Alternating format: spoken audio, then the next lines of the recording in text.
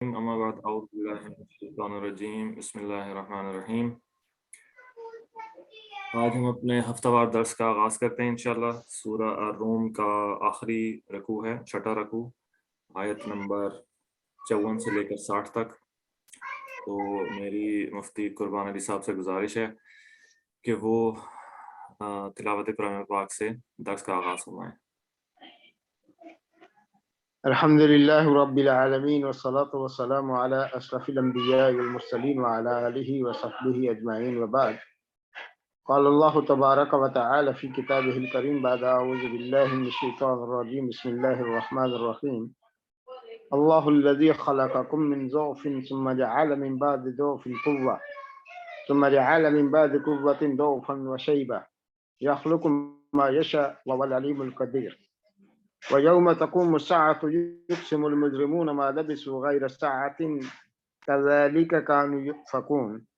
وقال الذين أوتوا العلم والإيمان في كتاب الله إلى يوم البعث فهذا يوم البعث وإنكم كنتم لا تعلمون۔ ويوم لا ينفع الذين ظلموا معذرتهم ولا هم يستعتبون۔ ولقد ضربنا للناس في هذا القرآن من كل مثل وَلَئِنْ جِئْتَهُمْ بِآيَةٍ لَيَقُولُنَّ الَّذِينَ كَفَرُوا إِنْ أَنْتُمْ إِلَّا مُبْطِلُونَ كَذَلِكَ يَطْبَعُ اللَّهُ عَلَى قُلُوبِ الَّذِينَ لَا يَعْلَمُونَ فاصبر إن وعد الله حق ولا يستخفنك الذين لا يوقنون۔ صدق اللہ المولانا العظیم۔ پچھلے ہفتے کو میں نہیں تھا، پچھلے رکوع میں ہوگا، اس سے پہلے جو رکوع ہم پڑھ رہے تھے اس میں میرے خیال سے صرف 4 ہی آیتیں ہوئی تھی اور ہمارا ٹائم پورا ہو گیا تھا، تو ترجمہ تو ہو گیا تھا، صرف تشریح اس کی باقی تھی۔ بہرحال پچھلے ہفتے آپ نے یہ رکوع کر لیا ہوگا۔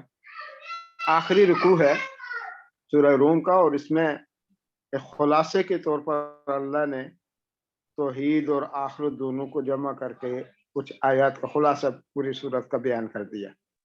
سب سے پہلے اللہ تخلیق کی بات کرتا ہے کہ اللہ الذی خلقکم من ضعف، اللہ ہی وہ ذات ہے جس نے تمہیں کمزوری کی حالت میں پیدا کیا۔ ثم جعل من بعد ضعف قوة، پھر اس کمزوری کے بعد طاقت عطا۔ ثم جعل من بعد قوة ضعفا وشیبة، پھر اس قوت کے بعد کمزوری اور بڑھاپا دیتا ہے۔ یخلق ما یشاء، پیدا کرتا ہے جو چاہتا ہے۔ وهو العلیم القدیر، وہ جاننے والا بھی ہے اور قدرت رکھنے والا بھی ہے۔ وَيَوْمَ تَقُومُ السَّاعَةُ يُقْسِمُ الْمُجْرِمُونَ، اور جس دن قیامت قائم ہوگی مجرم قسمیں کھائیں گے۔ مَا لَبِثُوا غَيْرَ سَاعَةٍ، ہم تو زیادہ عرصہ نہیں ٹھہرے رہے قبروں میں، یا زیادہ ہمیں وقت نہیں ملا۔ كَذَلِكَ كَانُوا يُؤْفَكُونَ، اسی طرح یہ لوگ الٹی چالیں چلتے ہیں۔ وقال الذین اوتوا العلم والایمان، ان لوگوں نے کہا جو اہل علم اور اہل ایمان ہیں، لقد لبثتم فی کتاب اللہ، اللہ کے علم کے مطابق تم ایک عرصے تک ٹھہرے رہے، الی یوم البعث، اٹھائے جانے والے دن تک۔ هذا یوم البعث، یہ قیامت کا دن ہے۔ ولکنکم کنتم لا تعلمون، لیکن تم جانتے نہیں یا تمہیں علم نہیں ہے۔ فیومئذ لا ینفع الذین ظلموا معذرتهم، اس دن ظالموں کو ان کی معذرت فائدہ نہیں دے گی۔ ولا هم یستعتبون، اور نہ ہی ان کو توبہ کی مہلت دی جائے گی یا ان کی توبہ قبول کی جائے گی۔ وَلَقَدْ ضَرَبْنَا لِلنَّاسِ فِي هَذَا الْقُرْآنِ مِنْ كُلِّ مَثَلٍ، ہم نے تحقیق بیان کی مثال میں اس قرآن میں لوگوں کے لیے۔ وَلَنْ جِئْتَهُمْ بِآيَةٍ، اگر آپ ان کے پاس کوئی نشانی لے کر آئیں گے، لَيَقُولَنَّ الَّذِينَ كَفَرُوا إِنْ أَنْتُمْ إِلَّا مُبْطِلُونَ، تو کافر ضرور کہیں گے کہ آپ لوگ تو باطل ہیں، یعنی وہ یقین نہیں کریں گے۔ كَذَلِكَ يَطْبَعُ اللَّهُ عَلَى قُلُوبِ الَّذِينَ لَا يَعْلَمُونَ، ایسے اللہ مہر لگا دیتا ہے ایسے لوگوں کے دلوں پر جو جانتے نہیں۔ فاصبر ان وعد اللہ حق، صبر کیجئے، اللہ کا وعدہ حق ہے، سچا ہے۔ ولا یستخفنک الذین لا یوقنون، جو لوگ یقین رکھتے ان کی کوئی بات آپ کو برداشت سے باہر نہیں ہونی چاہیے۔ اللہ الذی خلقکم من ضعف، وہی ذات جس نے تمہیں کمزوری میں پیدا کیا۔ جب انسان پیدا ہوتا ہے تو بالکل بے بس ہوتا ہے، نہ بول سکتا ہے، نہ چل سکتا ہے، نہ کچھ کھا پی سکتا ہے۔ وہ انسانوں کا محتاج ہوتا ہے، والدین کا محتاج ہوتا ہے۔ انسان پیدائشی طور پر یعنی اس کو کوئی حالت نہیں، اس کی کمزوری کو بیان کیا گیا کہ اتنا کمزور ہے انسان. پیدا ہوتا ہے تو دوسروں کا دست نگر ہوتا ہے، دوسروں کی مدد کا محتاج ہوتا ہے. پھر کچھ عرصے بعد وہ بچے کی صلاحیت جب 1 سال کا ہوتا ہے تو کچھ بولنا شروع کرتا ہے. پھر وہ بچپن ہے، لڑکپن ہے، جوانی ہے. ثم جعل ہوا، پھر اس کمزوری کے بعد اللہ اس کو طاقت عطا کرتا ہے. ثم جعل من بعد قوة ضعفا، پھر جوانی جب ختم ہوتی ہے بڑھاپا شروع ہوتا ہے تو پھر بندہ کمزور ہونا شروع ہو جاتا ہے، وہ شیبہ، اور پھر بوڑھا ہو جاتا ہے. تو یہ 4 سٹیپ اللہ نے انسان کے بتایا کہ جب پیدا ہوتا ہے تو بالکل کمزور ہوتا ہے، دوسروں کا محتاج ہوتا ہے، نہ خود کھا سکتا ہے، نہ پی سکتا ہے، نہ یعنی دوسروں کی مدد کا محتاج ہے. 1 سال تک 2 سال تک اس کو ماں دودھ پلاتی ہے. 2 سال اللہ نے بتایا حولین کاملین، پورے 2 سال دودھ پلانا ہے. اور ایک جگہ قرآن کہتا ہے حملہ و فصالہ ثلاثون شہرا، کہ بچے کا پیدا ہونا اور اس کا دودھ چھڑانے کی مدت 30 ماہ ہے. تو کم از کم مدت حمل جو ہے وہ 6 ماہ ہوتی ہے، کیونکہ اللہ نے وضاحت کی ہے دوسری جگہ کہ والوالدات یرضعن اولادہن حولین کاملین، کہ والدین مائیں اپنے بچوں کو پورے 2 سال تک دودھ پلائیں.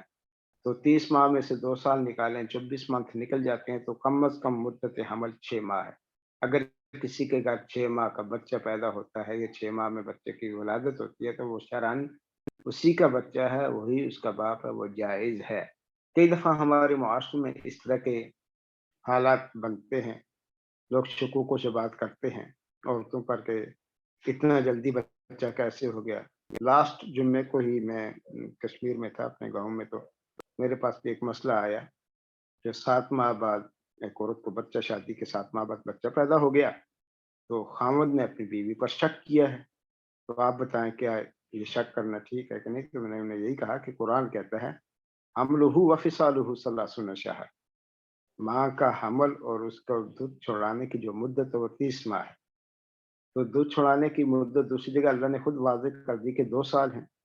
تو 30 ماہ سے 2 سال نکالیں تو 6 ماہ بچ جاتے ہیں. تو 6 مہینے کا بچہ شرعاً جائز ہے، وہ حمل درست ہے، اس میں کسی قسم کا شک کرنا ٹھیک نہیں ہے. تو ایسا ہی مسئلہ حضرت علی رضی اللہ عنہ کے پاس بھی آیا تھا.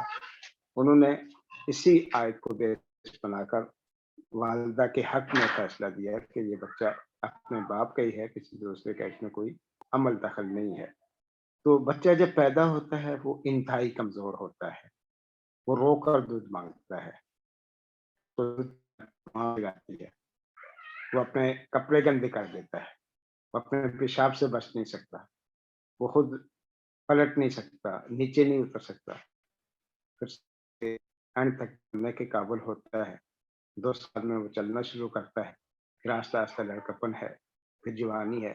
ایک وقت تک اپنے والدین محتاج ہے، بلوغت کی عمر تک، کمانے کی عمر تک وہ محتاج ہوتا ہے. اس کو اچھے برے کی تمیز نہیں ہوتی، اس کو سکھایا جاتا ہے. تو کسی نے لکھا تھا بچہ بولنا تو 1 سال میں شروع کرتا ہے، لیکن کب کہاں کیا بولنا ہے یہ پوری زندگی لگ جاتی ہے سیکھتے ہوئے، کہ کون سی جگہ کون سی بات کرنی ہے، کیا بات کرنی ہے، کس انداز سے بولنا ہے. یہ سیکھنے کے لیے ہمیں پوری زندگی لگ جاتی ہے. نبی کریم صلی اللہ علیہ وسلم نے فرمایا تھا نا اطلب العلم من المہد الی اللحد، علم حاصل کرو گود سے لے کر قبر تک. امام احمد بن حنبل فرماتے ہیں العلم من المخبرہ الی المقبرہ، چائے کی دعات سے، روشنائی کی دعات سے لے کر قبر تک علم حاصل کرنا چاہیے. تو پیدائشی طور پر انسان کو 3 علم اللہ دیتا ہے. علم کی اگر ہم تقسیم کریں تو 3 قسم کے علم بنتے ہیں، اور بھی علوم ہیں لیکن 3 قسم کے علوم بنتے ہیں. اللہ کہتا ہے خلق الرحمن علم القرآن خلق الانسان علمہ البیان. رحمان جس نے قرآن سکھایا، انسان کو پیدا کیا اور اس کو بولنا سکھایا، تو بولنے کا علم اللہ عطا کرتا ہے. یہ بنیادی علم ہے جو تقریباً سارے ہی انسانوں کو دیا جاتا ہے. 99% لوگ اس علم کو حاصل کرتے ہیں. 1% لوگ ہوں گے، بہرے ہوں گے، جو بول نہیں سکتے. اور یہ علم عطائی ہے، رب کی طرف سے ہے، بولنے کا علم. پھر اس کے بعد بنیادی علم ہے، سکولنگ ہے یا مدرسہ ہے، تو ایک بچے کے 5 بنیادی سکول ہوتے ہیں۔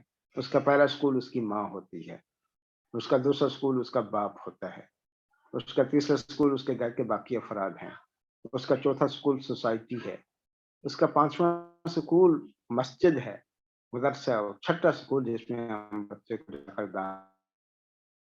پہلے 5 سکول ٹھیک ہوں گے تو چھٹے سکول میں وہ بہتر ہوگا۔ پہلے 5 سکول سوسائٹی سے تعلق رکھتے ہیں، گھر سے تعلق رکھتے ہیں، تو ماں بنیادی گود ہے، یونیورسٹی ہے۔ تو ماں کی گود سے ہی بچہ سیکھتا ہے، وہیں سے اس کو تربیت ملتی ہے، بلکہ یہاں تک کہا جاتا ہے کہ بچہ پیٹ میں ہوتا ہے تو اس پر بھی والدین کی باتوں کے، کاموں کے اثرات پڑ رہے ہوتے ہیں۔ الفاظ کے بھی اثرات ہوتے ہیں، جو الفاظ ہم استعمال کرتے ہیں ان کے بھی اثرات ہوتے ہیں، دوسرے کے زندگی پر اچھے یا برے اثرات ڈال رہے ہوتے ہیں۔ جاپان کی ایک یونیورسٹی میں ایک ریسرچ کی، ایک صاحب نے 2 بوتلیں لی، جار لیے، ان میں چاول بھرے، ایک پر گڈ لکھا ہے، ایک پر بیڈ لکھا ہے، اور ایک راستے میں چھوڑ دیے، جہاں سے گزرنے والے بس صرف پڑھ کر چلے جاتے، گڈ اور بیڈ۔ کچھ عرصے بعد اس نے چاولوں کو چیک کیا تو ان پر اثرات مرتب ہو چکے تھے۔ بے جان چیزوں پر بھی اثرات اگر مرتب ہوتے ہیں، ہمارے کلام کے الفاظ کے اثرات ہوتے ہیں، تو انسانوں پر تو زیادہ اثرات ہوں گے۔ اس لیے ہم ٹریننگ کے دوران ٹیچرز کو یہ کہتے ہیں کہ بچے کو کبھی بھی غبی نہ کہیں، کند ذہن نہ کہیں، ڈل مائنڈ نہ کہیں، اس کو جاہل نہ کہیں، تو ہے ہی ایسا، تو پڑھ ہی نہیں سکتا، تو پتہ نہیں کہاں سے اٹھ کر آ گیا۔ میں اکثر ٹریننگ میں ٹیچرز کو کہتا ہوں کہ بچے کو سلو لرنر کہیں، آہستہ سیکھتا ہے۔ ہر بچے کا ذہنی سطح برابر نہیں ہوتی، کوئی جلدی سیکھ لیتا ہے، جلدی پک کر لیتا ہے، کوئی آہستہ سیکھتا ہے۔ تو الفاظ کے اثرات ہوتے ہیں۔ تو بچہ بولنا 1 سال میں سیکھتا ہے، اگر والدین یا اس کا گھر کا انوائرمنٹ جو ہے، ماحول جو ہے اچھا ہوگا تو بچہ اچھی چیزیں سیکھے گا۔ بچہ پریکٹیکل زیادہ اڈاپٹ کرتا ہے چیزوں کو۔ ہم جو بچے کو بتاتے ہیں کرو نہ کرو، اس سے جو ہم کر رہے ہو اس کو وہ زیادہ اثرات قبول کرتا ہے۔ اگر باپ بیٹے کو کہتا جاؤ بیٹا باہر مہمان آیا، اسے کہو کہ بابا گھر نہیں، تو بیٹا بھی جا کر کہہ دیتا بابا کہتے ہیں میں گھر نہیں ہوں۔ تو بچے سے ہم کیا سیکھتے ہیں، بچے بڑوں سے کیا سیکھتے ہیں۔ میں اکثر کہتا ہوں اپنے دروس میں بھی، ممبر پر بھی، کلاسز میں بھی، دوران سیشن، ٹریننگ سیشن میں بھی، اس معاشرے کا ہر فرد استاد ہے۔ میں بھی استاد ہوں، آپ بھی استاد ہیں، ہم سے بچے کچھ نہ کچھ سیکھ رہے ہوتے ہیں، معاشرہ سیکھ رہا ہوتا ہے۔ دیکھیں، ہم ڈرائیور کو، پاکستان کی بات میں کروں تو ڈرائیور کو استاد کہتے ہیں، ہم میکینک کو استاد کہتے ہیں، مستری کہتے ہیں، استاد کہتے ہیں، ٹیلر ماسٹر کو ہم ٹیلر ماسٹر کہتے ہیں، اس کو بھی ماسٹر کہتے ہیں۔ ہمارے یہاں تو گانے والوں کو بھی استاد کہا جاتا ہے، استاد نصرت علی خان، استاد فتح علی خان۔ تو ہر فرد معاشرے کا استاد ہے، وہ کچھ نہ کچھ سکھا رہا ہوتا ہے۔ تو ہم بچوں کو کیا سکھاتے ہیں، یہ میں نے اور آپ نے دیکھا۔ ہم جب ٹیچرز کی وکالت کرتے ہیں کہ ٹیچر کے پاس تو بچہ صرف 6 گھنٹے کے لیے آتا ہے نا، 18 گھنٹے تو اپنے والدین کے پاس ہے، سوسائٹی کے پاس ہے، معاشرے کے پاس ہے، ان لوگوں میں رہتا ہے، وہاں سے وہ کچھ نہ کچھ سیکھ رہا ہوتا ہے۔ ہر بڑے سے چھوٹا کچھ نہ کچھ سیکھ رہا ہوتا ہے، ہم سارے ہی استاد ہیں۔ تو علامہ اقبال کہتے ہیں تو ادھر ادھر کی بات نہ کر، یہ بتا قافلہ کیوں لوٹا، مجھے راہ زنوں سے گلہ نہیں، تیری راہبری کا سوال ہے۔ راہبر تو میں اور آپ ہیں، اپنے بیٹے کا راہبر میں ہوں، آپ اپنے بچوں کے راہبر ہیں۔ ٹیچر کا مرحلہ تو 6 نمبر پر آتا ہے۔ 5 ٹیچر جو ہے، ماں ہے، باپ ہے، گھر کے افراد ہیں، سوسائٹی ہے، مدرسہ یا مسجد ہے۔ یہ 5 اساتذہ کرام جو ہیں، ہمارا کیا کردار ہے؟ ہم راہبر ہیں، ہم سے بچے سیکھ رہے ہوتے ہیں۔ میں کئی دفعہ ٹیچرز کو کہتا ہوں دیکھیں، جب آپ کلاس سے باہر جاتے ہیں تو بچہ آپ کو نقل کر رہا ہوتا ہے، آپ کو کاپی کر رہا ہوتا ہے، آپ کے انداز سے بولتا ہے، آپ کے انداز سے چلتا ہے، آپ کی طرح چیختا چلاتا ہے، دھاڑتا ہے، آپ کا لہجہ وہ استعمال کرتا ہے، آپ کے رویے کو کاپی کر رہا ہوتا ہے۔ تو اللہ الذی خلقکم من ضعف، اللہ نے تمہیں کمزوری میں پیدا کیا، تم کوئی حالت نہیں تھی۔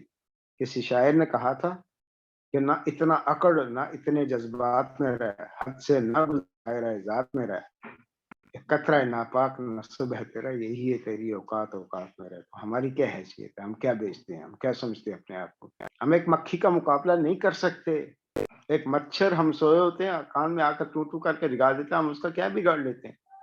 حالت ہماری یہ ہے۔ اور جب بچہ جوان ہو جاتا ہے وہ سمجھتا ہے کہ میں تو یوں ہی پیدا ہوں، میں تو طاقتور ہوں، میں تو مکہ مار کر پتھر توڑ سکتا ہوں، اینٹ توڑ سکتا ہوں۔ پھر اسی قوت کو اللہ آہستہ آہستہ 40 سال کے بعد کمزور ہونا شروع کرتا ہے، کہیں 50 سال کے بعد، کہیں 60 سال، پھر بڑھاپا۔ وہ جو طاقت اللہ نے دی ہوتی ہے جوانی کی وہ ختم ہونا شروع ہو جاتی ہے۔ اسی لیے کسی شاعر نے کہا در جوانی توبہ کردن شیوائے پیمبری وقت پیر گرگ ظالم نیشہ وقت پرہیزگار۔ جوانی میں توبہ کرنا پیغمبروں کا طریقہ ہے، بڑھاپے میں تو بوڑھا شیر بھی پرہیزگار بن جاتا ہے، وہ بھی اللہ اللہ کرتا ہے۔ میں اکثر ایک مثال بیان کرتا ہوں انسانی زندگی کے 4 سٹیپ ہیں۔ بچہ ہوتا ہے، لڑکپن ہے، جوانی ہے، پھر بڑھاپا ہے۔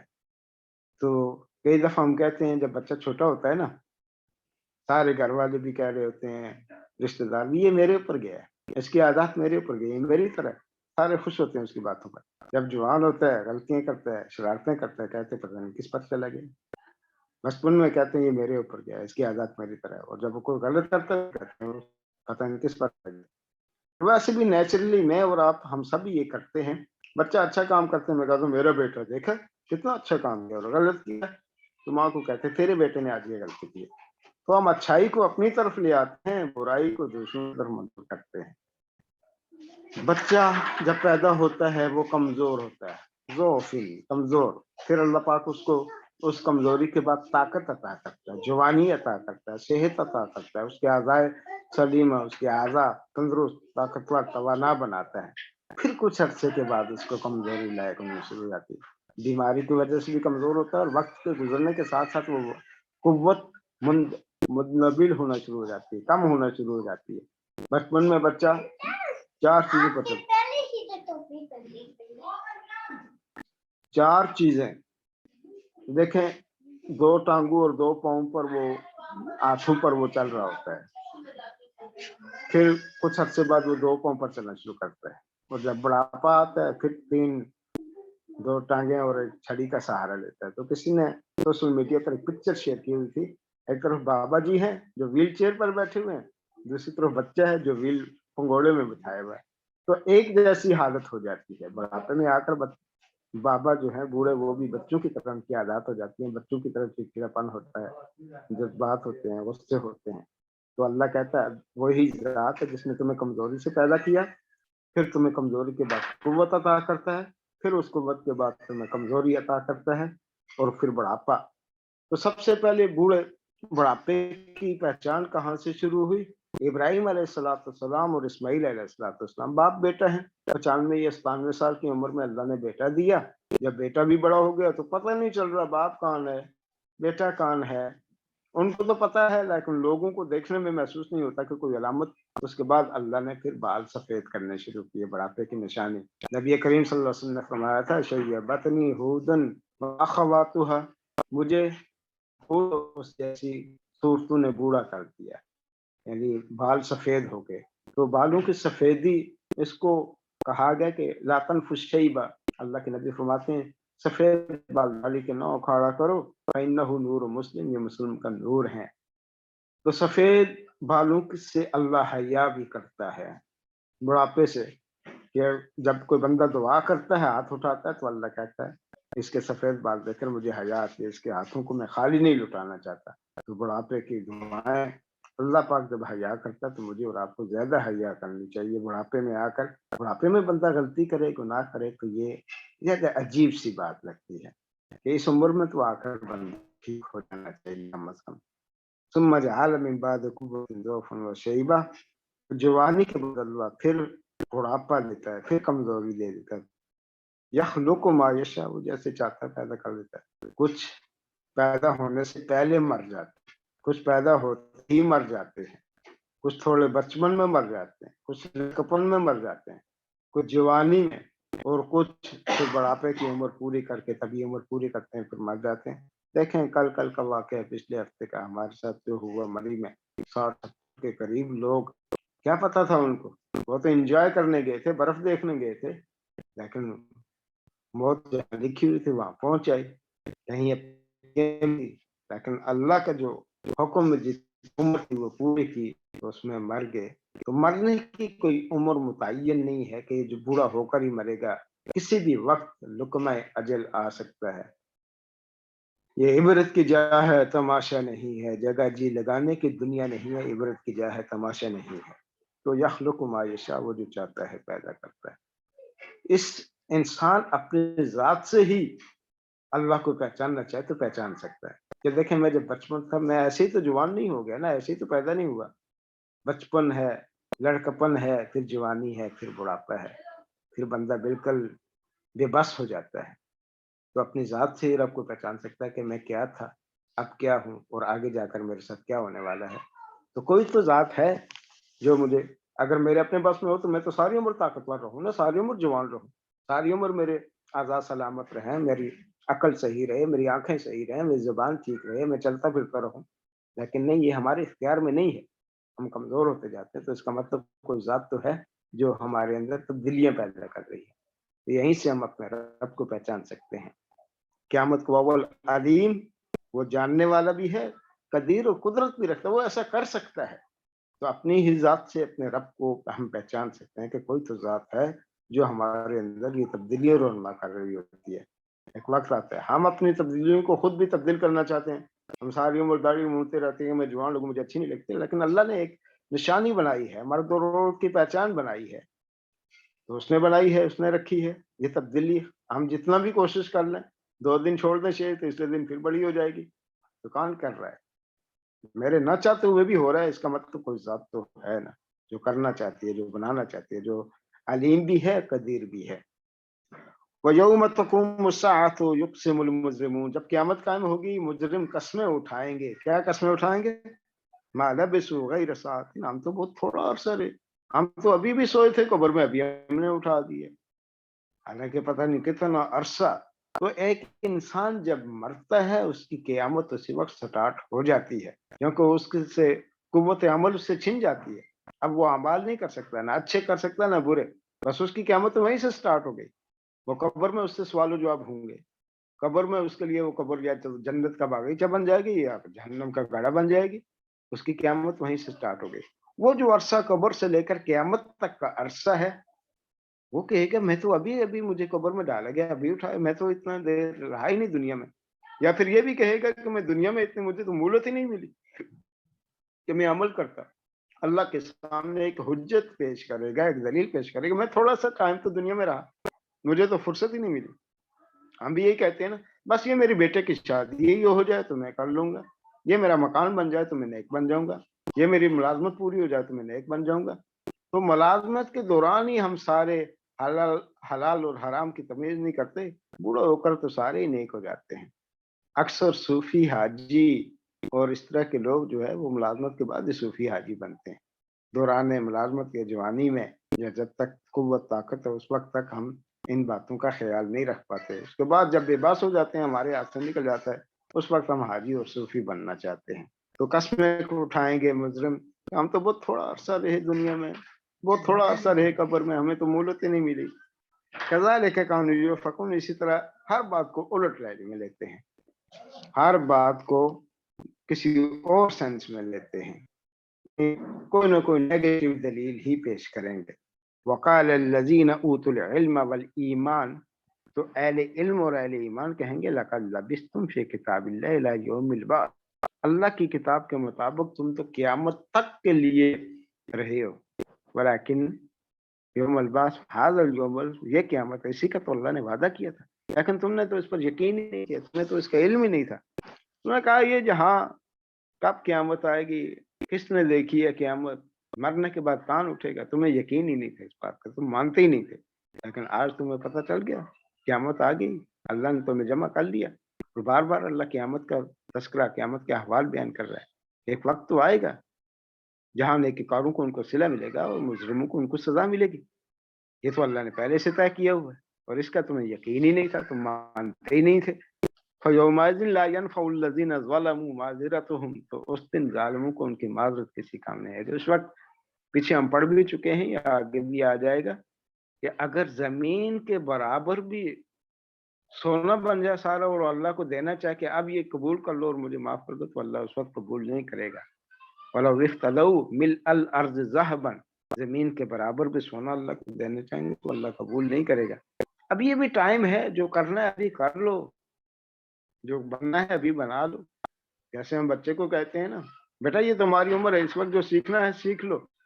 हम बच्चे को कहते हैं इस वक्त जो पढ़ना है पढ़ लो, अपना कैरियर बना लो, अपना मुस्तकबिल बना लो, बाद में तुम्हें मौका नहीं मिलेगा, टाइम नहीं मिलेगा। तो इंसान को ये कहा जा रहा है कि ये जो जिंदगी तुम्हें मिली है, इसके अंदर जो बनना है बना लो। अब्दुल्ला उमर रज़ियल्लाहु ताला अन्हु कहते हैं नबी करीम सल्लल्लाहु अलैहि वसल्लम से रहा था, मेरा कंधा पकड़कर कहा कुन फी दुनिया अन्नका गरीब व आबिर सबील, दुनिया में ऐसे रहो जैसे अजनबी होता है या मुसाफिर। अजनबी को लोग नहीं पहचानते, वो इतना कोई सामान साजो सामान लेकर नहीं चलता।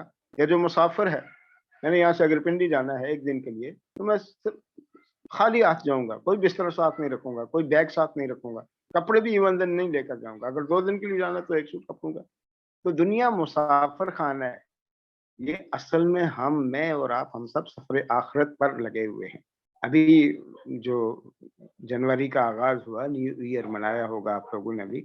दादा ये कहता है कि साल मुबारक, ये नहीं पता कि हमारी जिंदगी का 1 साल कम हो चुका है। हम क़यामत की तरफ बढ़ रहे हैं, हम अपनी कब्र की तरफ बढ़ रहे हैं। मेरी ज़िंदगी का 1 साल और कम हो गया। मैं सोचता हूँ कि मैं बड़ा हो गया हूँ, जवान हो गया हूँ, लेकिन नहीं, मैं कब्र की तरफ जा रहा हूँ। मेरी ज़िंदगी तो ख़त्म होती जा रही है। और सूरह असर में तो इसी चीज़ को अल्लाह बयान करता है कि इन्नल इंसान लफ़ी खुस्र, इंसान खसारे में है। सिवाय उन लोगों के जो अहले ईमान है या अमाल सालिहा करते हैं, हक बात की वसीयत करते हैं और सब्र की वसीयत करते हैं। तो ये काम करेंगे तो वो खसारे से बचेंगे। वरना वल अस्र, अल्लाह ने वक़्त की कसम खाई, असर की कसम खाई। और इस बात पर कसम अल्लाह ने क्यों खाई कि जैसे तुम लोग, मैं और आप लोग, हमारे मज़ाज को सामने रखते हुए अल्लाह ने कलाम किया ना, कि तुम एक दूसरे को कस्में खाकर यकीन दिलाते हो। तो ज़माने की कसम, ज़माना इस बात पर गवाह है, तारीख इस बात पर गवाह है, पहले लोग भी आए, चले गए, तुम भी अगर उन्हीं की तरह चलते रहोगे तो खसारे में चले जाओगे। हाँ, अच्छे लोगों की तरह चलोगे, नेक ईमान कबूल करोगे, अमाल सालिहा करोगे, और दूसरों को भी साथ-साथ इस बात के सिर्फ खुद ठीक होना नहीं, दूसरों को भी ठीक करना है। खुद ज़िंदा रहना कोई कमाल नहीं, दूसरों के लिए जीना कमाल है। असल में तो दूसरों के साथ भी है।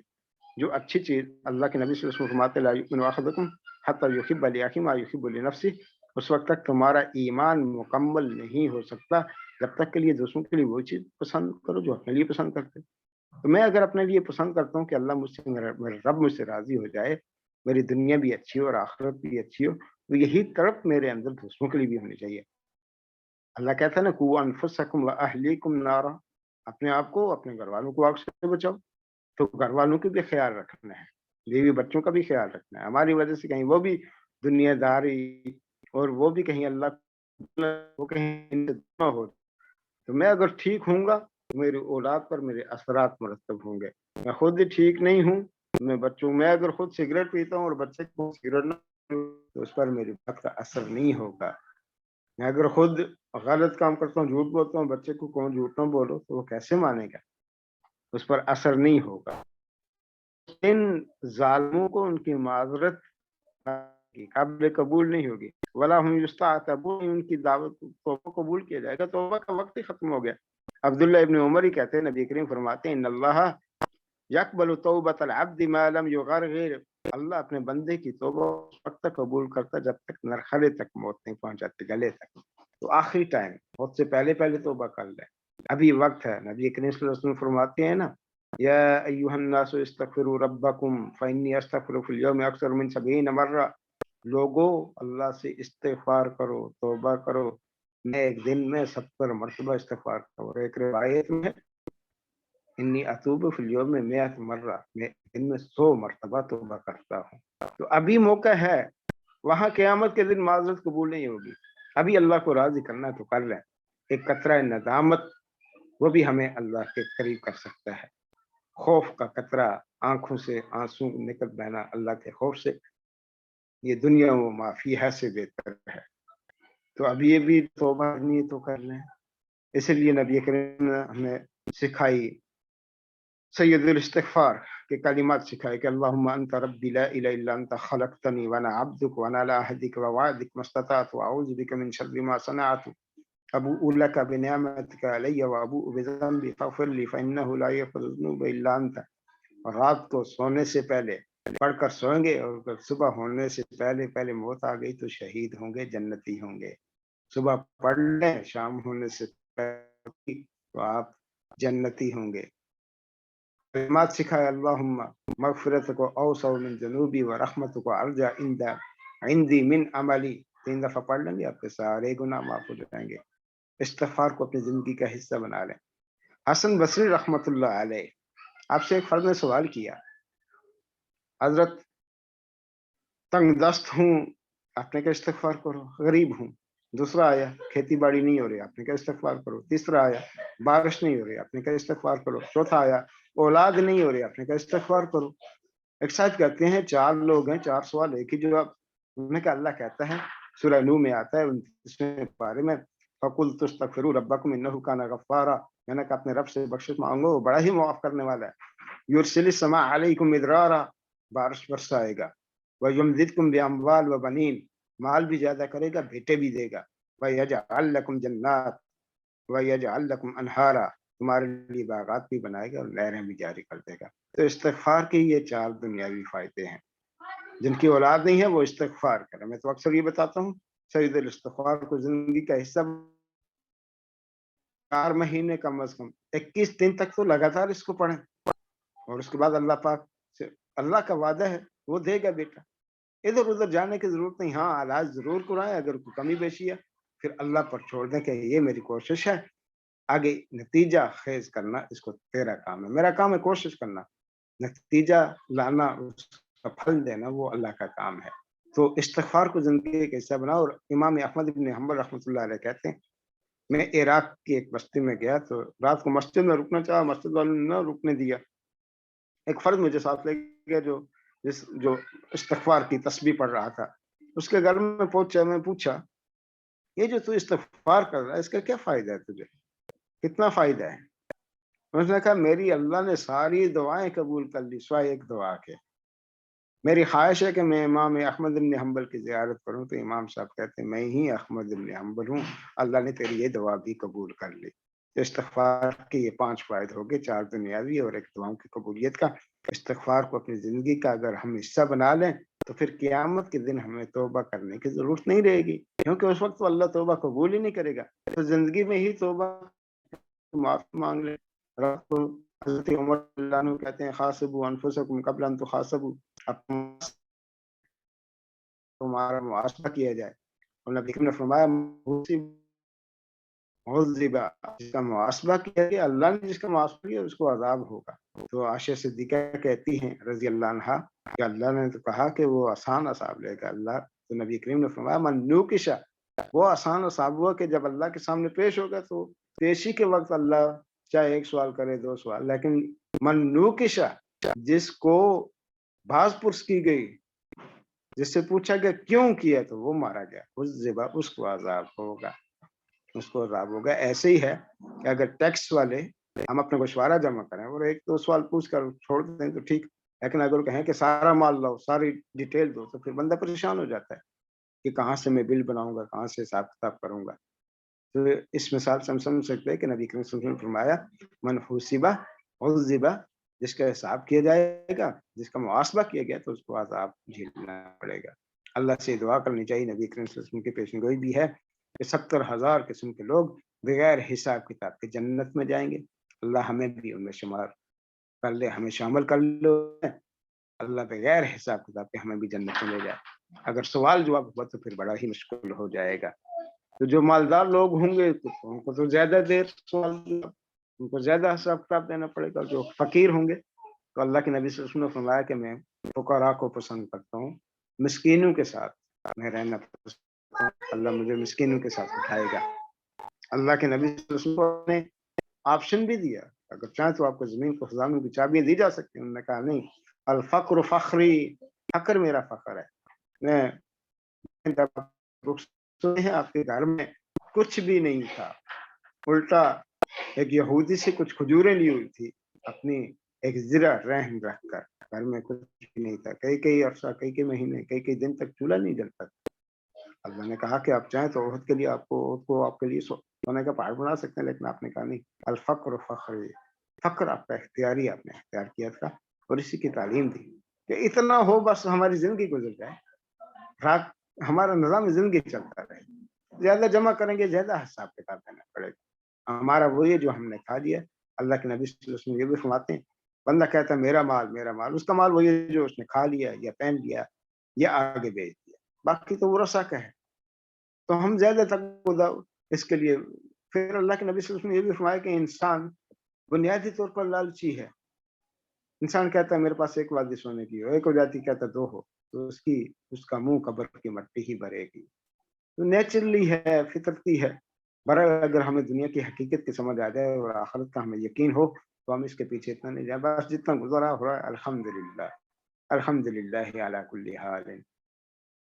اللہ کے نبی صلی اللہ علیہ وسلم یوں بھی فرماتے ہیں کہ دین کے اعتبار سے اپنے سے اوپر والوں کو دیکھو تاکہ تمہیں شوق پیدا ہو رب کے قریب جانے کا، علم حاصل کرنے کا، اور دنیاوی اعتبار سے اپنے سے نیچے والوں کو دیکھو تاکہ تمہیں جذبہ شکر پیدا ہو کہ الحمدللہ میرے پاس یہ ہے، اور کبھی کبھی گھروں میں محفل شکر قائم کیا کریں، تو قیامت کے دن اللہ معذرت قبول نہیں کرے گا اور نہ ہی توبہ کا موقع ملے گا۔ اسی دنیا میں جو کرنا ہے کر لیں، بس معذرت نہیں ہے کر لیں۔ ابو بکر صدیق رضی اللہ عنہ کہتے ہیں مغرب کے وقت اندھیرے کمرے میں بیٹھ کر تو بندہ نماز نفل ساتھ پڑھ لے تو یقیناً اللہ اس کے گناہ معاف کر دے گا۔ تو اللہ سے صلاۃ توبہ پڑھتے رہنا چاہیے، رات کو 2 رکعت نفل صلاۃ توبہ پڑھ کر سوئیں، یا اللہ اس دن کو جو غلطیاں ہو گئی ہیں جاننے میں یا انجانے میں ان کو معاف کر دے، کل سے ایک نئی زندگی کا آغاز کریں۔ بلکہ میں تو یوں کہا کرتا ہوں ہر روز ہمیں ایک دفعہ کلمہ پڑھ لینا چاہیے، کیا پتہ میری کسی بات کی وجہ سے کوئی میں نے کام ایسا کر دیا ہو یا کوئی کلمہ ایسا ادا ہو گیا ہو جو کہ اللہ کو ناراض کرنے والا ہو، کہیں میں اللہ کے نبی صلی اللہ علیہ وسلم نے فرمایا تھا نا کہ یصبح مسلم و یمسی کافرا، کہ ایک وقت ایسا آئے گا کہ لوگ صبح مسلمان ہوں گے شام کو کافر ہو جائیں گے، شام کو مسلمان ہوں گے صبح کافر ہوں گے۔ ہمارے حالات کئی دفعہ ہم نادانی میں ایسے کلمات ادا کر دیتے ہیں یا کئی دفعہ ہم ایسی زبان سے ایسے کلمات ادا ہو جاتے ہیں وہ اللہ کو ناراض کرنے والے ہو سکتے ہیں، ہماری پکڑ ان پر ہو سکتی ہے۔ تو ہر وقت استغفار توبہ کرتے رہنا چاہیے۔ اللہ کریم اگر کوئی غلطی ہو گئی ہو تو معاف کر دیں۔ دیکھیں ہمیں نماز میں یہ سکھایا گیا کہ میں اور آپ جب آخر نماز کے آخر پر پڑھتے ہیں رب اجعلنی مقیم الصلاۃ ومن ذریتی ربنا وتقبل دعاء ربنا اغفر لی، اللہ مجھے معاف کر دے۔ نماز پڑھی وہ غلط کام تو نہیں کیا پھر معافی مانگے، اس لیے کہ جو کمی بیشی نماز میں رہے گی جیسے پڑھنی چاہیے نہیں پڑھ سکی اللہ معاف فرما دے۔ ہمیں یہ سکھاتا ہے واش روم جب دعا پڑھیں اللہم انی اعوذ بک من الخبث والخبائث، واپس آئیں تو پھر دعا پڑھیں غفران ہے اللہ معاف کر دے۔ وہ جو وقت میرا بغیر ذکر کے بغیر عبادت کے گزرا اس پر بھی معافی مانگنا سکھایا جا رہا ہے۔ تو ہماری 24 گھنٹے کی زندگی ہمیں استغفار کے ساتھ گزارنی چاہیے۔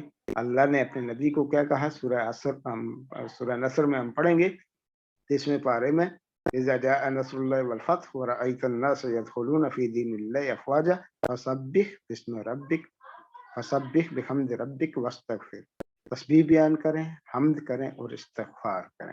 اور عبداللہ ابن عباس کہتے ہیں کہ اس صورت میں نبی کریم صلی اللہ علیہ وسلم کو ان کی زندگی مکمل ہونے کی خبر دی گئی کہ آپ کا کام مکمل ہو چکا ہے، آپ تسبیح اور استغفار کریں۔ حالانکہ نبی کریم صلی اللہ علیہ وسلم نے گواہی پیش کی کہ اللہم اشہد، اللہ تو گواہ رہنا کہ میں نے اپنا کام مکمل کر دی، میں نے ان تک دعوت پہنچا دی ہے، دین پہنچا دیا۔ پھر بھی اللہ کیا کہتا ہے تسبیح بیان کریں اللہ کی، حمد بیان استغفار کریں، جو کمی بیشی رہ گئی ہے اللہ اس کو معاف فرما دے۔ اور اس کے بعد پھر نبی کریم صلی اللہ علیہ وسلم اپنی ہر نماز میں جو میں رکوع میں رہتے تھے سبحانک اللہم ربنا وبحمدک نستغفرک اللہم ونتوب الیک، یہ دعا اکثر سجدوں میں پڑھتے تھے۔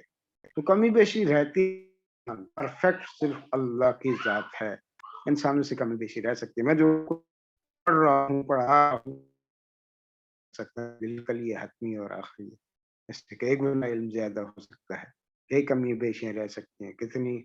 میں جو نماز پڑھتا ہوں میں کوئی گارنٹی نہیں دے سکتا، شور نہیں کر سکتا، یقین نہیں کہہ سکتا کہ نماز مکمل ہو گئی جیسے پڑھنی چاہیے تھی، جیسے اللہ کے نبی نے پڑھی میں ویسے نہیں پڑھ سکتا۔ میرے ذہن میں تو ہزاروں خیالات آتے ہیں، میں کنسنٹریشن نہیں کر پاتا، کنسنٹریٹ نہیں کر پاتا، تو یکسوئی نہیں حاصل ہوتی۔ تو کمی بیشی پر استغفار اللہ نے سکھا وہ یہ امت کے لیے ہے، ورنہ پہلی امتوں میں تو گناہ کرتے تھے دروازے پر لکھ لیا جاتا تھا اس نے آج یہ گناہ کیا، ماتھے پر لکھ لیا جاتا، اس امت کا अल्लाह का फजल हम पर कि हमारा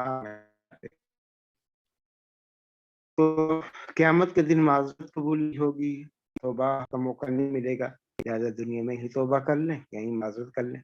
अल्लाह कहता है रब्बना लिन्नासि फ़ी हाज़ल क़ुरआन मिन कुल्लि मसल, हमने लोगों के लिए मिसालें बयान की, हर किस्म की मिसाल बयान कर दी, मिसालों से समझाया है। लेकिन उसके बावजूद जो नहीं मानते, हर धर्मी इख्तियार करते हैं, वलइन जिअतहुम बिआयतिन लयकुल्लुन अल्लज़ीना कफ़रू इन अंतुम इल्ला मुब्तिलून, आप कोई भी निशानी लेकर आएंगे तो कहेंगे आप तो वैसे ही करते हैं। अब इनके पास जितने मर्जी मौजूदात लेकर आए, ये नहीं माने, जिनने नहीं मानना वो नहीं मानेंगे। जैसे अबू जाहल है, नबी करीम सल्लल्लाहु अलैहि वसल्लम को कहा कि अच्छा चांद के दो टुकड़े करके दिखाएं, चांद दो टुकड़े हो गए। उन्होंने कहा अच्छा हम जमीन पर चला, आसमान पर लगे, न मानने वाली बात। शायद थे में दीन थे, उनकी बीवी भी आलिम थी, तो शायद कहते हैं मियाँ जी अगर मुझे ग्रामर की फलां किताब है कोई अगर समझा दे तो तुझे तलाक। बीवी कहती है बड़े बड़े उलमा मौजूद हैं, माहिर फान मौजूद हैं, ये आप क्या कर रहे हो, तलाक हो जाएगा। मैं कहा टेंशन क्यों लेती हूँ, मैं जब मानूंगा ही नहीं, मैं समझूंगा तो वो समझाएगा ना, मैंने समझना ही नहीं है बस, लिहाजा तू टेंशन ना लेके तुझे तलाक हो जाएगी। तो मैं ना मानू वाली बात है। जो नहीं मानना चाहता आप 100 दलीलें दे वो नहीं मानेगा, उसने कोई ना कोई उसका नेगेटिव पॉइंट निकालना ही निकालना। हाँ जो मानते हैं तो फिर ये जो बहस मुबासा होता है ना, बहस वही करता है जिसने अमल नहीं करना, जिसने अमल करना है उसको जो बात पता चलेगी वो शुरू हो जाएगा।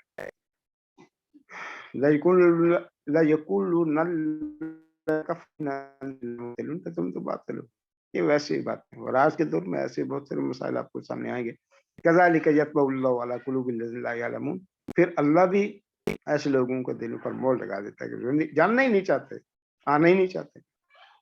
फिर अल्लाह आखिर पर तसल्ली दे रहा है नबी करीम सल्लल्लाहु अलैहि वसल्लम को, फस्बिर, सब्र करें, इन्ना वादल्लाहि हक, अल्लाह का वादा सच्चा है, वो जरूर आपको कामयाब करेगा, वो आपकी मदद करेगा। अलैना नस्रुल मुमिनीन, हक्कन अलैना नस्रुल मुमिनीन, हमारे ऊपर मुसलमानों या मोमिनों की मदद करना अल्लाह कहता है मेरे ऊपर लाजिम है, मैं जरूर मदद करवाता करूंगा। आजमाइश तो होगी लेकिन मदद जरूर करूंगा, आपको बेयार मददगार नहीं छोड़ूंगा। जैसे कहते हैं आपको दिशाहिट होने की जरूरत नहीं है, मायूस होने की जरूरत नहीं है। वला यस्तखिफन्नकल्लज़ीना ला युक़िनून, इन लोगों की बातों पर आपको दिल बर्दाश्त होने की जरूरत नहीं है। आप मुकाबले में कोई ऐसी बात न करें अखलाकी तौर पर कि जो आप में इनमें फर्क होना चाहिए। अल्लाह कहता है हल यस्तवी लज़ीना यअलमून वल्लज़ीना ला यअलमून, क्या जानने वाले और न जानने वाले हो सकते हैं? हल यस्तवील आमा वल बसीर, क्या देखने वाले और न देखने वाले बराबर हो सकते हैं? तो एक पढ़े लिखे फर्द में और एक आम फर्द में फ़र्क होना चाहिए। उसके अखलाक में, उसके लबो लहजे में, उसके अल्फाज में, उसके चाल ढाल में फ़र्क होना चाहिए। तो किसी ने लिखा था, सोशल मीडिया पर भी इसको शेयर किया कि तालीम का पत्ता अखलाक से चलता है, डिग्रियां तो रिश्वत से भी मिल जाया करती। अखलाक से हमें पता चला कि हम पढ़े लिखे हैं कि नहीं। अखलाकियात से, हमारे लबो लहजे से, हमारे रवैये से, हमारी बातों से, हमारी ज़िंदगी के उतार-चढ़ाव से पता चलेगा कि हम कितने तहज़ीब याफ़्ता हैं। तो अखलाकी तौर पर मक्की सूरह है, वहाँ अखलाक भी सिखाए गए।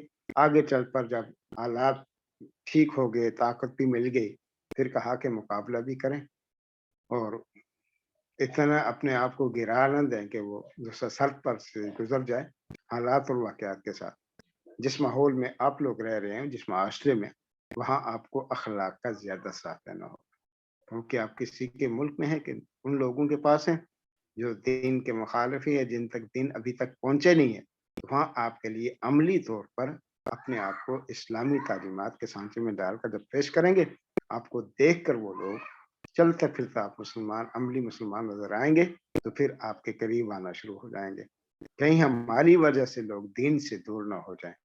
मेरे किसी अमल की वजह से, मेरी वादे की वजह से, मेरे अखलाक की वजह से, तो उस उन माशरों में जिनमें आप लोग रह रहे हैं, जहाँ आप मुलाज़मत कर रहे हैं, जॉब कर रहे हैं, आप एक चलता-फिरता इस्लाम का अमली नमूना, आपके लिए ज़्यादा ज़िम्मेदारियाँ आयद होती हैं आप पर, कि आप अपने आप को किस अंदाज़ में पेश कर रहे हैं।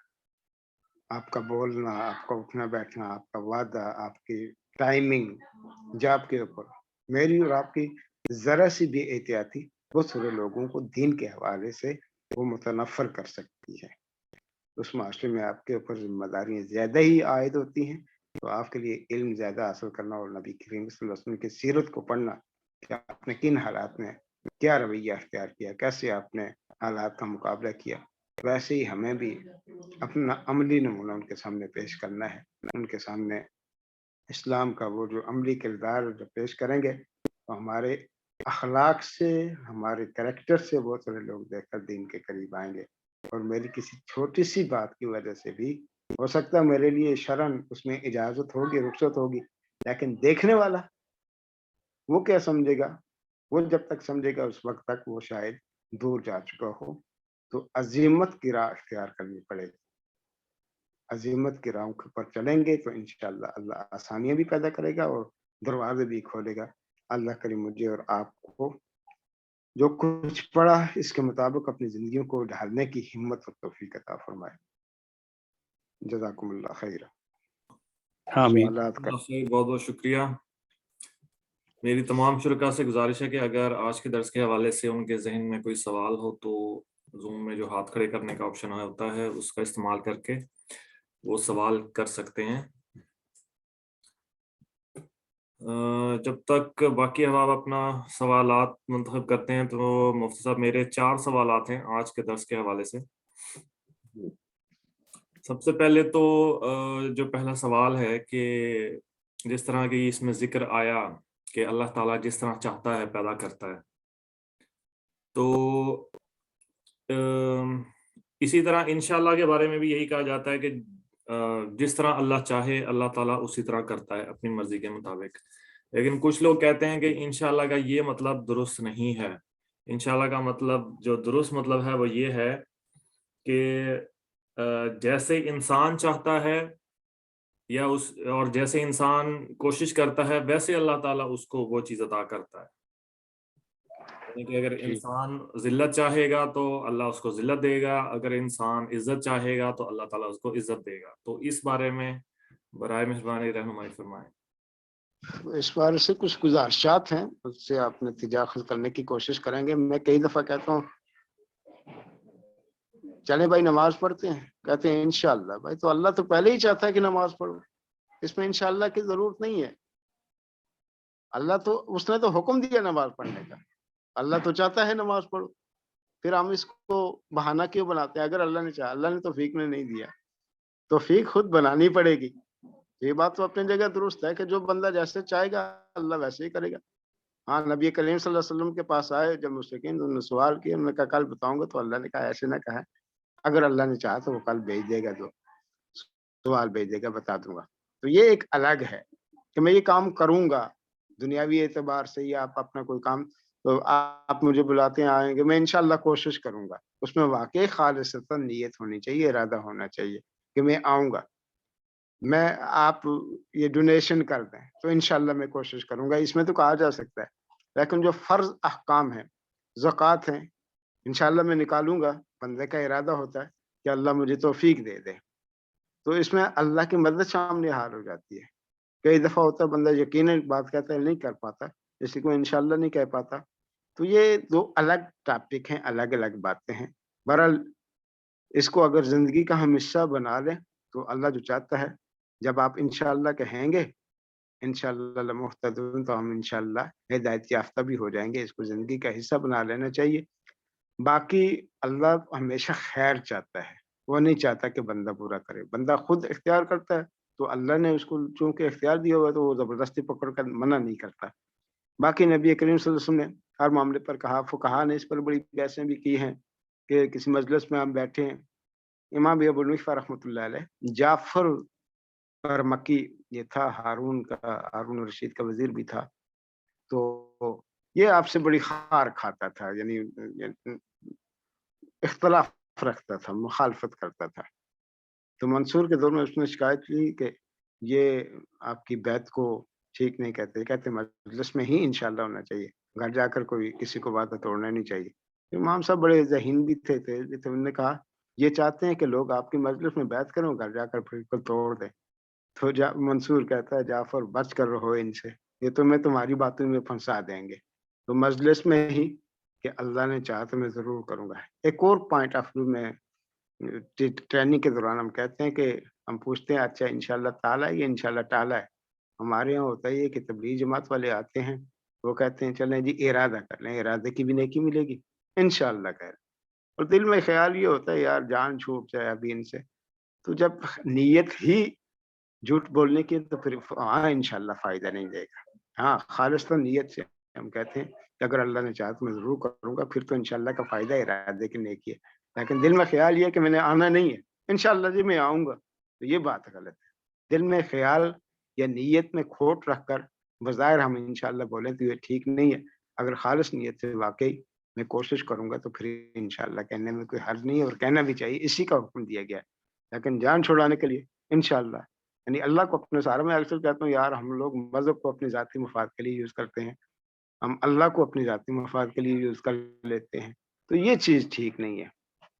नीयत के ऊपर मुनहसर है बस शॉर्टकट बात अगर मैं बताऊँ इन्नमल अमालु बिन्नियात कि हम किस नीयत से इंशाअल्लाह कह रहे हैं, तो वो नीयत फिर हमारे लिए है। तो आपकी बात में मैं उसको यानी एग्री करता हूँ उससे कि जैसा बंदा चाहेगा वैसे ही अल्लाह उसके साथ करेगा।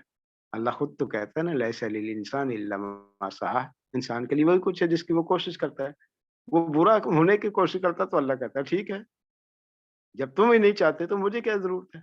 तो जब अच्छा बनने की कोशिश करता है अल्लाह उसके लिए राह भी खोल देगा। जज़ाकल्लाह जी, खैर, हाँ। बहुत शुक्रिया। दूसरा सवाल है कि जिस तरह अगली आयत में बताया गया है कि अ, वो जब उठेंगे तो वो कहेंगे कि हम तो बस थोड़ा अरसा ही कब्र में रहे हैं, लेकिन अल्लाह ताला कहेगा कि नहीं तुम तो कितने हजारों साल सोए रहे हो। तो इसी तरह ये वाली जो आयत है ये क्या उन जो एक हमारा बुनियादी अकीदा है मुसलमानों का, उससे ये आयत टकराती मालूम नहीं होती कि जिस तरीके से एक कब्रों में जो अजाब दिया जाएगा गुनहगारों को, तो अगर उनको अजाब दिया जाएगा कब्रों में तो फिर तो उनको वो सारी बातें याद होनी चाहिए, उनको पता होना चाहिए कि हम पे क्या क्या तकलीफें आती रही हैं, तो वो उठ के फिर ऐसा क्यों कहेंगे? असल में इसका 2 पहलू यहाँ, एक पहलू ये है कि हम दुनिया में कम अरसा रहे, मा लबिसू। दूसरा ये है कि चलो कब्र के हवाले से कुछ मुफस्सिरीन का ये कहना है कि आप कब्र के में इतना अरसा रहे, कब्र में तो अमल की बात ही नहीं है ना, वहाँ तो अमल का खत्म हो गया, अमल कर ही नहीं सकते। तो असल ये बात है कि हम दुनिया में कम रहे हैं। बाकी जो दूसरी बात है कि उनको अगर पता नहीं है तो ये मुख्तलिफ मसा फ़ी मसला है, इसमें काफ़ी इख्तिलाफ है और हर दोनों तरफ अहादीस मौजूद हैं। क्या मुर्दे सुनते हैं, नहीं सुनते? क्या मुर्दों को पता है नहीं? कि अल्लाह के नबी खुद कहते हैं कि कब्र जन्नत के बागीचों में से बागीचे होंगे। फिर बदर के मकाम पर आपने जब मुखातब किया, तो हज़रत उमर ने भी कहा कि ये क्या कह रहे हैं? ये तो नहीं सुनते। उन्होंने कहा ये सुनते हैं लेकिन जवाब नहीं दे सकते। अल्लाह सुनाना चाहे तो सुना सकता है। बुलाना चाहे उनका एक फ़िक्री वो अल्लाह ने बयान किया कि जैसे ये दुनिया में यानी हर बात की कोई न कोई इसकी हुज्जत, कोई न कोई इसकी दलील निकाल देते थे ना मानने के लिए, तो ऐसे ये भी कहेंगे, आगे खुद भी तो कह दिया ना कि ऐसे यूफ़कून उल्टी चालें चलते हैं। यहाँ भी आकर कहेंगे हम तो यहाँ भी थोड़ा ही अरसा रहे, हमें तो मौका ही नहीं मिला। तो अगर ख़ालिस्तन कब्र की बात की जाए, तो ये अल्लाह के इख्तियार में है। वो उस उनका तर्ज़ अमल बता रहा है कि ये वहाँ भी झूठ बोलेंगे, पता होगा अज़ाब है, सब कुछ है। बल्कि मैं पिछले हफ़्ते पढ़ रहा था, किसी साहब के हवाले से कि वो कहते हैं बेटी उनकी फ़ौत हो गई तो उन्हें दफ़न किया, तो बेटी रोज़ाना बाप को ख्वाब में आती है कि ये जो साथ वाली कब्र है, इसकी वज़ह से मैं बड़ी तंग हो रही हूँ, मैं सो नहीं पाती, मेरी कब्र को चेंज किया जाए। तो मेरे ख़्याल 1-2 महीने ऐसा होता रहा तो किसी आलिम से उन्होंने पूछा, उन्होंने कहा कि हाँ, आप इसकी कब्र तब्दील कर दें। वाक़ई अज़ाब कब्र तो होता है और बहुत सारी अहादीस इससे जिनसे ये सबूत मिलता है कि नबी करीम सल्लल्लाहु अलैहि वसल्लम जा रहे हैं, तो कब्रों के पास आपने हरी टहनी लगाई, ताकि इनको अज़ाब हो रहा था। अज़ाब कब्र के हवाले से तो सही बुखारी की रिवायात भी मौजूद हैं, अज़ाब तो होता है। वो क्यों झूठ बोलेंगे ये तो अल्लाह ही बेहतर जानता है कि क्यों बोलेंगे, पर ये ज़रूर कहेंगे कि हम तो थोड़ा ही अरसा रहे। तो दोनों मतलब इसके निकल सकते हैं कि दुनिया में हम थोड़ा अरसा रहे, हमें मोहलत अमल ही नहीं मिली इतना, हम तो दुनिया में मसरूफ़ रहे और कब्र में भी हो सकता है कि हम तो थोड़ा ही अरसा रहे, इतनी जल्दी क़यामत आ गई। जिस क़यामत का हम इनकार कर रहे थे वो वाक़ई आ गई है, हमें तो यकीन ही नहीं आता। तो दोनों पहलू हो सकते हैं, दोनों तरफ दलाइल कवी हैं। موجود ہیں، اس لیے ہم اس پر زیادہ بحث نہیں کرتے. تو کیسے اللہ چاہے گا وہ کر لیتا ہے، وہ اس کے اختیار میں ہے، تو اس میں ٹکراؤ نہیں ہوتا. تیسرا سوال ہے کہ ابھی آپ نے ذکر کیا کہ رسول اللہ صلی اللہ علیہ وسلم نے جو فقراء تھے اور جو غریب لوگ تھے ان کے لیے دعا فرمائی اور دعا کی کہ اور یہ کہا کہ مجھے جو فقراء کے ساتھ اٹھایا جائے گا، اور اس طریقے سے اسلام میں اس چیز کی تاکید دی گئی ہے. تو اس سے اکثر لوگ پھر یہ اعتراض اٹھاتے ہیں خصوصاً علماء کے بارے میں کہ یہ خود تو ہمیں غریب رہنے کی اور بہت زیادہ سادگی کی اور بالکل دنیاوی چیزوں سے دور رہنے کی تعلیمات کرتے ہیں، لیکن خود جو ہیں وہ اس طرح ہر قسم کی آسائش اور اس کو استعمال کرتے ہیں. تو یہ اس بارے میں تھوڑی وضاحت فرمائیں کہ یہ تضاد اس کی کیا وجہ ہے؟ وہ بھی تضاد بھی نہیں ہے. ہاں کہیں کوئی کرتا ہے وہی بتا سکتا ہے کیوں کرتا ہے. بہرحال جو چیز یہاں بتانا مقصود ہے کہ دنیا کی طرف اتنی رغبت نہیں ہونی چاہیے. قوت لا یموت یعنی اتنا رزق اللہ سے مانگنے میں کوئی حرج نہیں، بلکہ داؤد علیہ السلام میں نہانے گئے تو کچھ ٹڈیاں آنی شروع ہوئیں، انہیں پکڑنی شروع کی. تو خلیفہ تھے، بادشاہ تھے. اللہ نے کہا کیا؟ انہوں نے کہا کیا میں خیر جمع نہ کروں یا رحمت اکٹھی نہ کروں؟ میں صحابہ میں عثمان غنی جیسے صحابہ بھی ملتے ہیں، عبد الرحمن بن عوف جیسے ہیں، ابو طلحہ جیسے ہیں، امیر صحابہ بھی ملتے ہیں. اللہ دنیا کمانے سے روکتا نہیں، یہ کہتا ہے کہ حلال طریقے سے. کہ اللہ کا فضل، ذالک فضل اللہ یؤتی من یشاء، اللہ اپنے فضل سے جس کو جتنا دے چاہے دے دیتا ہے. اور سورہ جمعہ کے آخر پر کہا کہ وابتغوا، جب تم نماز سے فارغ ہو جائے، اذا قضیتم الصلاۃ فانتشروا فی الارض وابتغوا من فضل اللہ، اللہ کا فضل تلاش کرو. رزق مانے اللہ روکتا نہیں، اس کو صحیح طریقے سے پھر اس کے راستے میں لگایا جائے. اب سعید ابن مسیب ہیں، 30,000 درہم ماہانہ کماتے ہیں، لیکن کبھی زکوٰۃ واجب نہیں ہوتی، اس لیے کہ پاس کچھ رکھتے ہی نہیں ہے. اللہ یہ کہتا ہے کہ جو آتا ہے اس کو اللہ کے لیے آگے بھیجے، دوسروں کی مدد کرو. فقر سے یعنی فقر کی طرف یہ ہے کہ بس آپ کے پاس اتنا نہیں ہونا چاہیے کہ جس کو جمع کر کے رکھیں. اللہ کہتا ہے نا الہاکم التکاثر حتی زرتم المقابر، غفلت نے، کثرت کی غفلت نے تمہیں غافل کر دیا، کثرت کی حرص نے، تو یہاں تک کہ قبروں تک پہنچ جاتے ہو. ہاں جو اللہ دے رہا ہے، جو مل رہا ہے، تو اس کو اللہ کی راہ میں خرچ کرو، دوسروں کی مدد کے لیے استعمال کرو. ورنہ وہ اس سے منع تو نہیں کرتا کہ دنیا حلال طریقے سے کوئی کماتا ہے اور اللہ اس کو اضافہ دے دیتا ہے، اس میں برکت دے دیتا ہے. تو یہ یعنی قابل مزاحم یا قابل نفرت چیز نہیں ہے. اللہ نے یہ بھی تو اللہ کا حکم ہے کہ بلکہ ایک حدیث میں ہم پچھلے ہفتے ہم پڑھ رہے تھے کہ تمہارے ضعیفوں کی وجہ سے تمہیں رزق دیا جاتا ہے، تمہارے کمزوروں کی وجہ سے تمہیں رزق دیا جاتا ہے. جب تم کمزوروں کی مدد کرو گے تو اللہ تمہارے رزق میں اور برکت دے گا، اضافہ کرے گا. یہ تضاد نہیں ہے، سمجھنے کی ضرورت ہے تھوڑا کہ جو اللہ نے دیا ہے اس کو اللہ کی راہ میں خرچ کیا جائے. باقی جہاں تک علماء کی بات ہے کہ علماء دوسروں کو تو ترغیب دیتے ہیں کہ اپنی اتنی دنیا نہ کمائیں اور خود آسائشوں میں ہوتے ہیں. امام مالک رحمۃ اللہ علیہ روزانہ نیا سوٹ پہنتے، خوشبو لگاتے، ان کے پاس ٹھیک ٹھاک گھوڑے تھے. جب امام شافعی آپ سے رخصت ہونے لگے، آپ کے شاگرد تھے، گھوڑے بھی دیے، مال بھی دیا. تو ماں نے کہا میں نے تو دنیا کمانے کے لیے نہیں بھیجا تھا، دین کا علم حاصل کرنے کے لیے. تو سب کچھ اللہ کی راہ میں دے کر کچھ درم باقی بچے تو پھر گھر پہنچے ہیں. ترغیب یہ دی گئی ہے کہ مال کمانا بری بات نہیں، لیکن اس کو جمع کر کے رکھنا اور گنتے رہنا، یکسب مال و اخلدہ، اس کا مال ہمیشہ رہے گا، یہ بات ٹھیک نہیں ہے. تو علماء کے پاس بھی وہ بھی ان کے پاس جو آتے ہیں عطیات آتے ہیں، تو اللہ کے نبی صلی اللہ علیہ وسلم کے پاس ایک صحابی رسول آئے نا، تو انہوں نے دیکھا کہ یہ حالت کیا بنائی ہوئی، تیرے پاس کچھ نہیں ہے. انہوں نے کہا سب کچھ اللہ کا دیا ہوا ہے، اونٹ ہے، مال ہے. انہوں نے کہا کچھ ظاہر نظر آنا چاہیے نا، تمہارے اوپر اس کے اثرات نظر آنے چاہیے، غریب کیوں بنے ہوئے ہو؟ تو اما بنعمت ربک فحدث، اپنے رب کی نعمتوں کا اظہار ہونا چاہیے. اگر ہے اللہ نے دیا تو اس کا اظہار ہونا چاہیے.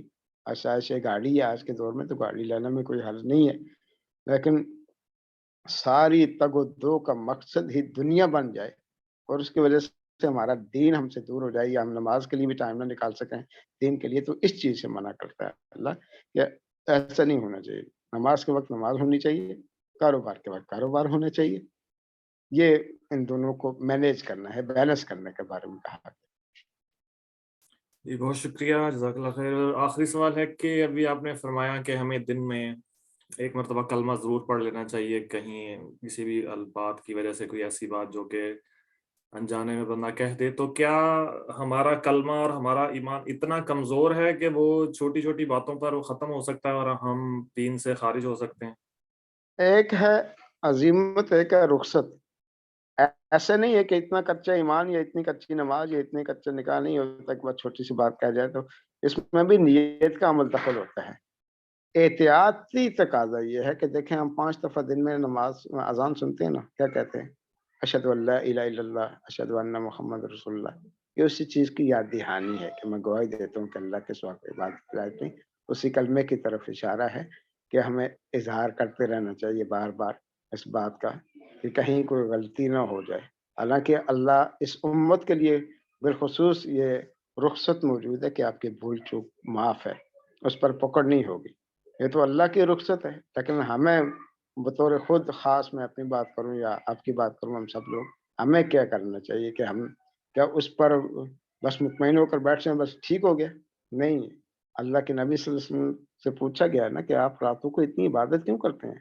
آپ کے تو اللہ نے سارے گناہ معاف کیے ہوئے۔ تو آپ نے کیا کہا؟ افلا اکون عبدا شکورا، میں تو اللہ کا شکر ادا کرنے کے لیے۔ اللہ نے اگر اپنے حبیب کو کہا کہ فسبح بحمد ربک واستغفر، تسبیح بھی بیان کریں، حمد بھی کریں اور استغفار بھی کریں۔ کس کو کہا جا رہا ہے؟ نبی کریم صلی اللہ علیہ وسلم مخاطب ہے نا، ان کے ذریعے پھر ہمیں بھی بتایا جا رہا ہے کہ استغفار کرتے رہنا چاہیے۔ تو اللہ کہتا ہے نا، ما یلفظ من قول الا لدیہ رقیب عتید، جو بھی لفظ منہ سے نکلتا ہے نا، تو یہ جو اچکنے والے ہیں کرام کاتب میں اس کو لکھ لیتے ہیں۔ تو ہو سکتا ہے کوئی ایسا لفظ انہوں نے لکھ لیا ہو، حالانکہ میں نے ارادتاً نہیں کہا، یہ میری نیت نہیں تھی۔ پھر بھی اللہ سے معافی مانگنے کے لیے کہ کیا پتہ، اپنی عاجزی کا اظہار کرنا ہے بس۔ باقی ایمان اتنا کچا نہیں ہے کہ، بلکہ اللہ نے تو یہاں تک رخصت دی ہے، آپ کسی ایسے حالات میں چلے جاتے ہیں جہاں کافر ہیں، آپ کی زندگی کو خطرہ ہے، وہاں آپ ایسی بات کہہ دیتے ہیں جو ایمان کے خلاف ہے، اور دل آپ کا اگر مطمئن ہے تو اس پر بھی آپ کا ایمان جائے گا نہیں۔ لیکن وہ تو حالات کا پھر ہم فیصلہ کریں گے کہ حالات واقعی ایسے ہیں یا نہیں ہیں۔ اللہ تو یہاں تک رخصت دیتا ہے نا، لیکن پھر بھی یہ احتیاطی تقاضے کے طور پر میں کہہ رہا ہوں کہ ہمیں اپنی زندگی کو حصہ بنا لینا چاہیے۔ کلمے کا ذکر کے طور پر بھی آ جائے گا، نیکی بھی ملتی رہے گی، ثواب بھی لکھا جاتا رہے گا۔ تو روزانہ اظہار کر لیں آپ اپنے ایمان کا، تو کیا اس میں کوئی حرج تو نہیں ہے نا۔ بہرحال میں اس کو لازمی نہیں کہتا کہ ہاں کرنا چاہیے، یہ احتیاطی تقاضے کے طور پر۔ جی بہت شکریہ، جزاک اللہ خیر۔ اور کسی ساتھی کے سوال ابھی تک تو سامنے نہیں آیا، اگر کوئی کرنا چاہ رہے ہوں تو کر سکتے ہیں۔